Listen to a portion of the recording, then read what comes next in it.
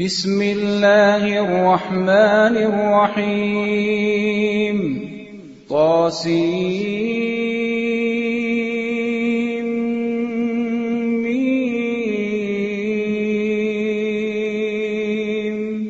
تلك آيات الكتاب المبين نتلو عليك من نبأ موسى وفرعون بالحق لقوم يؤمنون إن فرعون علا في الأرض وجعل أهلها شيعا يستضعف طائفة منهم يذبح أبناءهم ويستحيي نساءهم إنه كان من المفسدين ونريد أن نمن على الذين استضعفوا في الأرض ونجعلهم أئمة ونجعلهم الوارثين ونمكن لهم في الأرض ونري فرعون وهامان وجنودهما منهم ما كانوا يحذرون وأوحينا إلى أم موسى أن أرضعيه فإذا خفت عليه فألقيه في اليم ولا تخافي ولا تحزني إنا رادوه إليك وجاعلوه من المرسلين فالتقطه آل فرعون ليكون لهم عدوا وحزنا إن فرعون وهامان وجنودهما كانوا خاطئين وقالت امرأة فرعون قرة عين لي ولك لا تقتلوه عسى أن ينفعنا أو نتخذه ولدا وهم لا يشعرون وأصبح فؤاد أم موسى فارغا إن كادت لتبدي به لولا أن ربطنا على قلبها لتكون من المؤمنين وقالت لأخته قصيه فبصرت به عن جنب وهم لا يشعرون وحرمنا عليه المراضع من قبل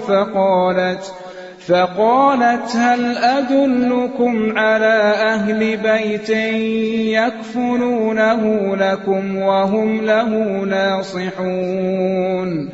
فرددناه إلى أمه كي تقر عينها ولا تحزن ولتعلم أن وعد الله حق ولكن أكثرهم لا يعلمون ولما بلغ أشده واستوى آتيناه حكما وعلما وكذلك نجزي المحسنين ودخل المدينة على حين غفلة من أهلها فوجد فيها رجلين يقتتلان هذا من شيعته وهذا من عدوه فاستغاثه الذي من شيعته على الذي من عدوه فوكزه موسى فقضى عليه قال هذا من عمل الشيطان إنه عدو مضل مبين قال رب إني ظلمت نفسي فاغفر لي فغفر له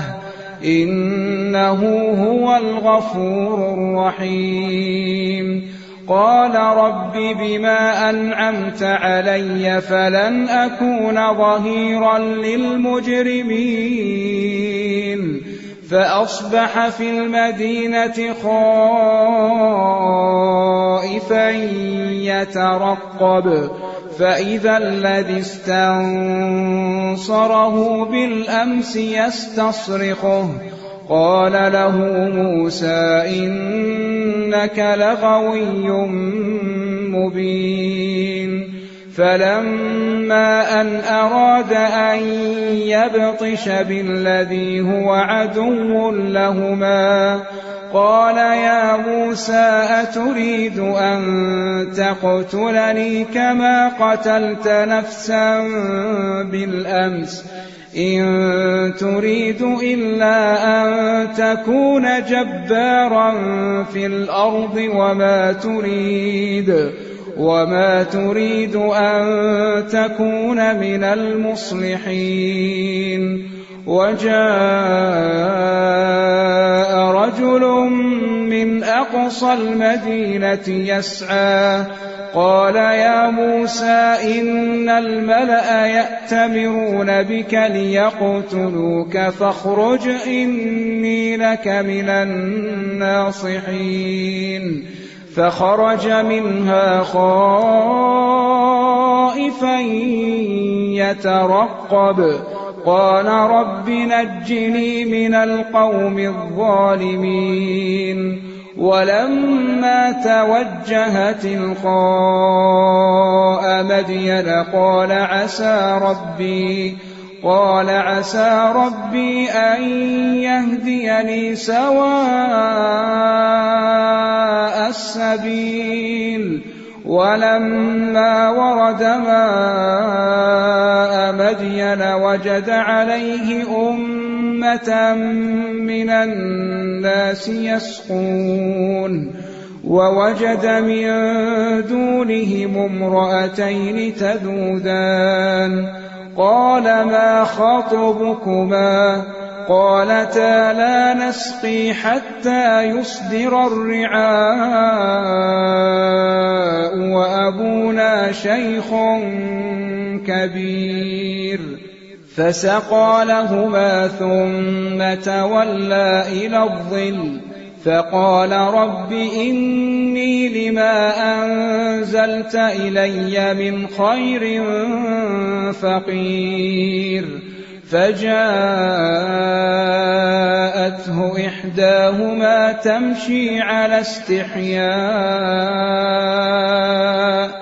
قالت إن أبي يدعوك ليجزيك أجر ما سقيت لنا فلما جاءه وقص عليه القصص قال لا تخف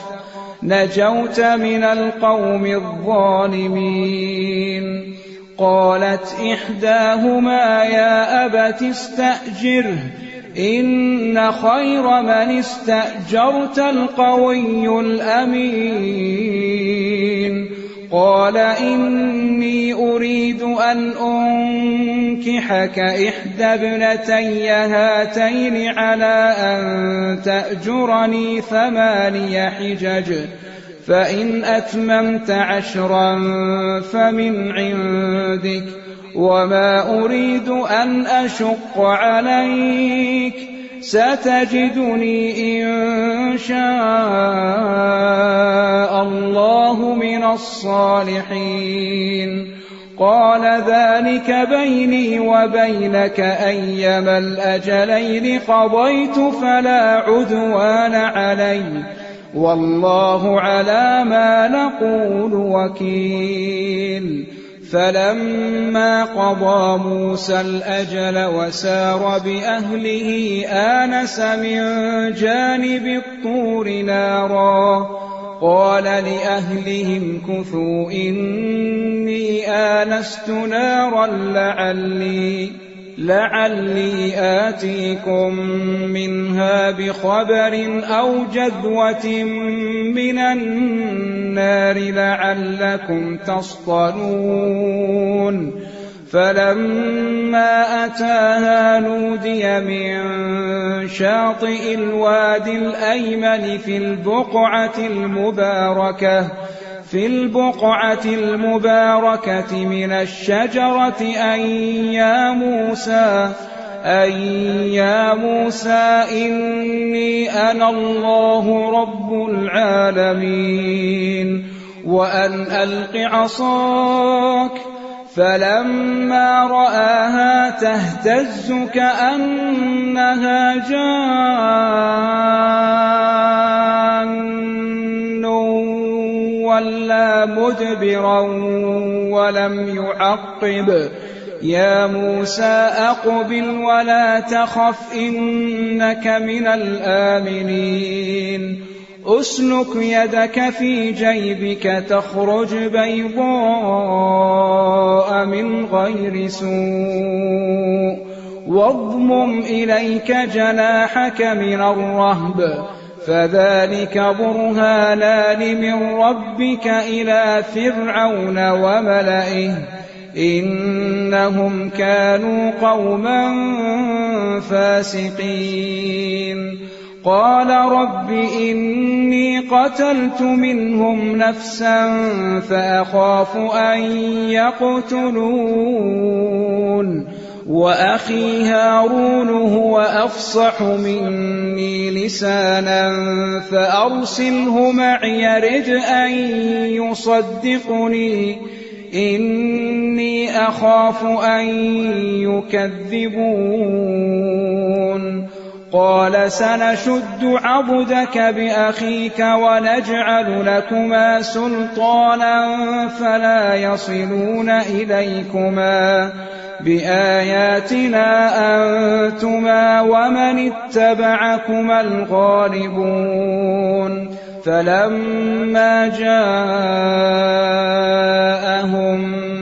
موسى بآياتنا بينات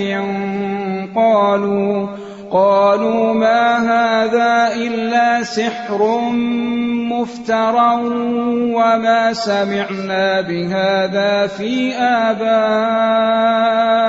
الأولين وقال موسى ربي أعلم بمن جاء بالهدى من عنده ومن تكون له عاقبة الدار إنه لا يفلح الظالمون وقال فرعون يا أيها الملأ ما علمت لكم من إله غيري فأوقد لي يا هامان على الطين فاجعل لي صرحا لعلي أطلع إلى إله موسى وإني لأظنه من الكاذبين واستكبر هو وجنوده في الأرض بغير الحق وظنوا أنهم إلينا لا يرجعون فأخذناه وجنوده فنبذناهم في اليم فانظر كيف كان عاقبة الظالمين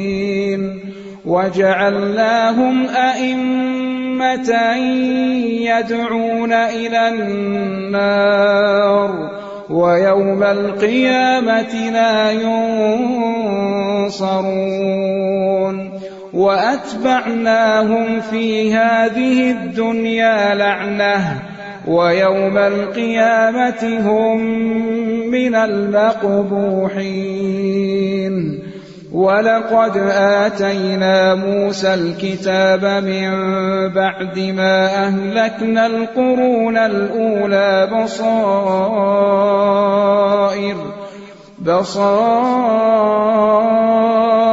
للناس الناس وهدى ورحمة لعلهم يتذكرون وما كنت بجانب الغربي إذ قضينا إلى موسى الأمر وما كنت من الشاهدين ولكننا أنشأنا قرونا فتطاول عليهم العمر وما كنت ثاويا في أهل مدين تتلو عليهم آياتنا ولكننا كنا مرسلين وما كنت بجانب الطور إذ نادينا ولكن رحمة من ربك لتنذر قوما ما أتاهم من نذير من قبلك لعلهم يتذكرون ولولا أن تصيبهم مصيبة بما قدمت أيديهم فيقولوا ربنا لولا أرسلت إلينا رسولا فنتبع آياتك ونكون من المؤمنين فلما جاءهم الحق من عندنا قالوا لولا أوتي مثل ما أوتي موسى أولم يكفروا بما أوتي موسى من قبل قالوا سحران تظاهرا وقالوا إنا بكل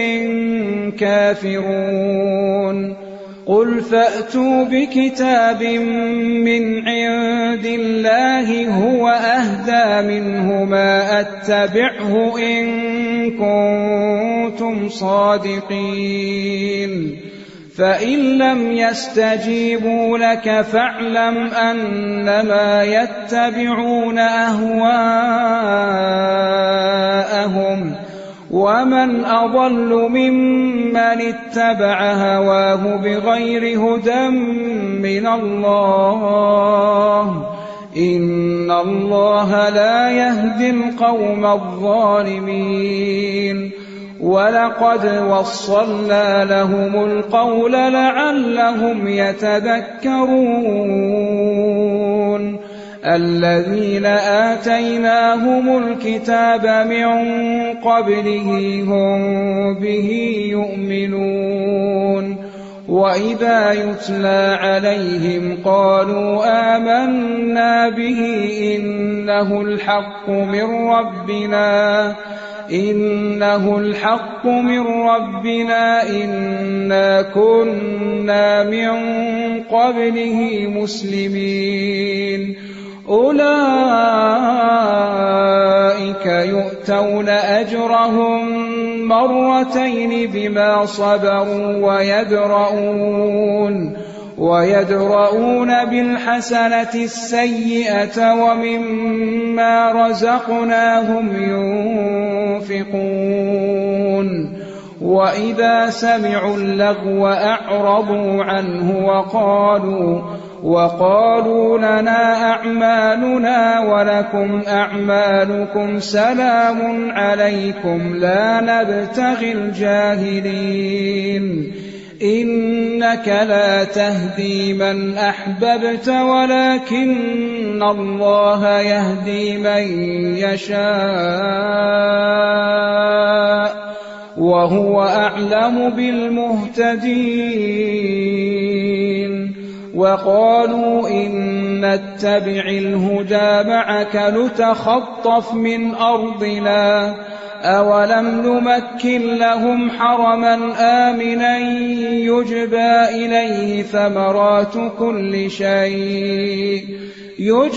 إليه ثمرات كل شيء رزقا من لدنا ولكن أكثرهم لا يعلمون وكم أهلكنا من قرية بطرت معيشتها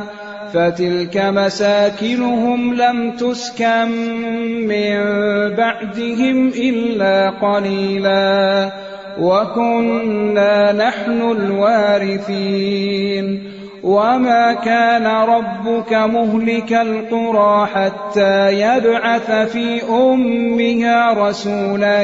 يتلو عليهم آياتنا وما كنا مهلك القرى إلا وأهلها ظالمون وما أوتيتم من شيء فمتاع الحياة الدنيا وزينتها وما عند الله خير وأبقى أفلا تعقلون أفمن وعدناه وعدا حسنا فهو لاقيه كمن متعناه متاع الحياة الدنيا ثم هو يوم القيامة من المحضرين ويوم يناديهم فيقول أين شركائي الذين كنتم تزعمون قال الذين حق عليهم القول ربنا هؤلاء الذين أغويناهم كما غوينا تبرأنا إليك ما كانوا إيانا يعبدون وقيل ادعوا شركاءكم فدعوهم فلم يستجيبوا لهم ورأوا العذاب لو أنهم كانوا يهتدون ويوم يناديهم فيقول ماذا أجبتم المرسلين فعميت عليهم الأنباء يومئذ فهم لا يتساءلون فأما من تاب وآمن وعمل صالحا فعسى أن يكون من المفلحين وربك يخلق ما يشاء ويختار ما كان لهم الخيرة سبحان الله وتعالى عما يشركون وربك يعلم ما تكن صدورهم وما يعلنون وهو الله لا إله إلا هو له الحمد في الأولى والآخرة وله الحكم وإليه ترجعون قل أرأيتم إن جعل الله عليكم الليل سرمدا إلى يوم القيامة من إله غير الله يأتيكم بضياء أفلا تسمعون قل أرأيتم إن جعل الله عليكم النهار سرمدا إلى يوم القيامة من إله غير الله يأتيكم بليل تسكنون فيه أفلا تبصرون ومن رحمته جعل لكم الليل والنهار لتسكنوا فيه ولتبتغوا من فضله ولعلكم تشكرون ويوم يناديهم فيقول أين شركائي الذين كنتم تزعمون ونزعنا من كل أمة شهيدا فقلنا هاتوا برهانكم فعلموا أن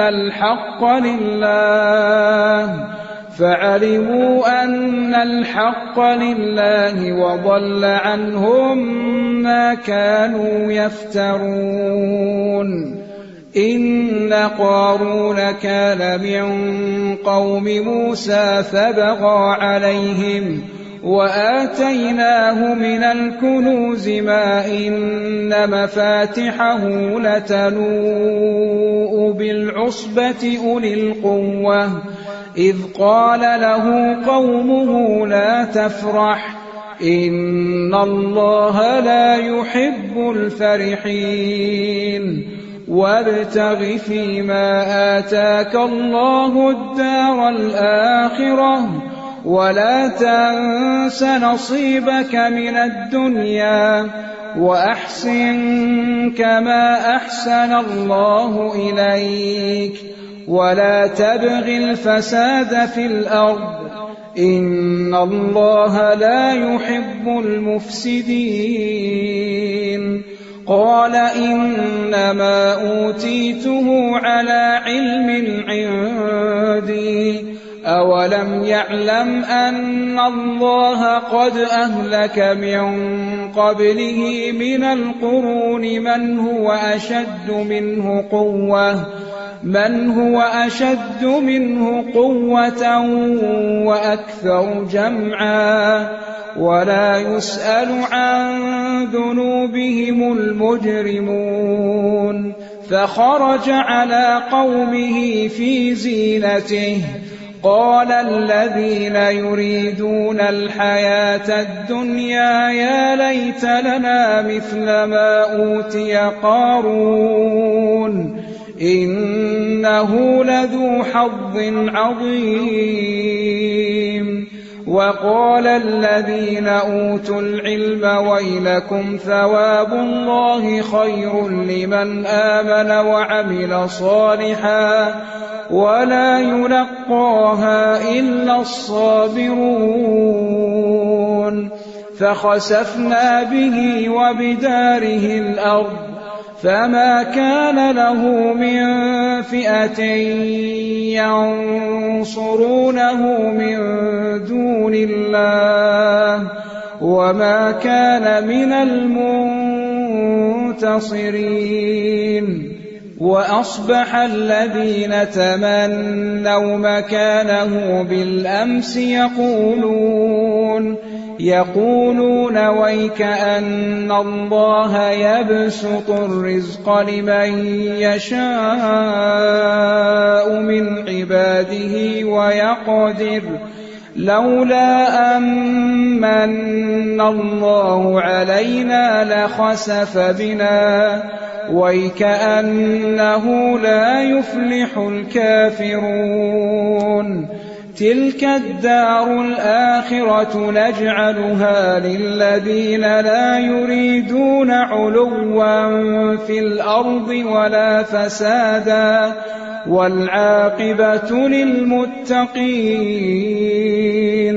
من جاء بالحسنة فله خير منها ومن جاء بالسيئة فلا يجزى الذين عملوا السيئات إلا ما كانوا يعملون إن الذي فرض عليك القرآن لرادك إلى معاد قل ربي أعلم من جاء بالهدى ومن هو في ضلال مبين وما كنت ترجو أن يلقى إليك الكتاب إلا رحمة من ربك فلا تكونن ظهيرا للكافرين ولا يصدنك عن آيات الله بعد إذ أنزلت إليك وادع إلى ربك ولا تكونن من المشركين ولا تدع مع الله إلها آخر لا إله إلا هو كل شيء هالك إلا وجهه له الحكم وإليه ترجعون.